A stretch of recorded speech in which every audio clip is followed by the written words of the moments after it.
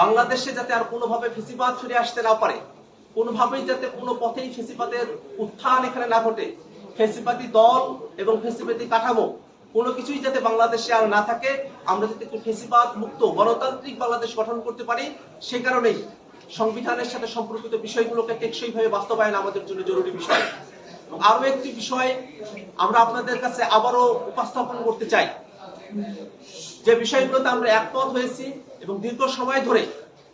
এই ঐক্যমত্য কমিশনের আলোচনায় এই সনদের বিষয়টাকে জুলাই সনদ হিসেবে আমাদের কাছে বিবৃত করা হয়েছে, কিন্তু মাঝপথে এসে জুলাই সনদ জাতীয় জুলাই সনদ হিসেবে পরিচিতি পাচ্ছে। আমরা সকলে জানি যে এটা একটা জাতীয় সনদ, আমরা সকলে মিলে এখানে একত্রিত হচ্ছি, আমরা একমত হচ্ছি, সে ব্যাপারে আমাদের কোনো সন্দেহ নেই যে এটা একটা জাতীয় সনদ। কিন্তু এই জাতীয় সনদের নাম অবশ্যই জুলাই সনদ হতে হবে এবং সে ব্যাপারে আমাদের সকল রাজনৈতিক দলের পক্ষ থেকে এবং বাংলাদেশের সকল জনতার পক্ষ থেকে, বিশেষত যারা জুলাই অভ্যুত্থানের সময় শহীদ হয়েছেন তাদের স্মৃতিকে সমুন্নত রাখতেই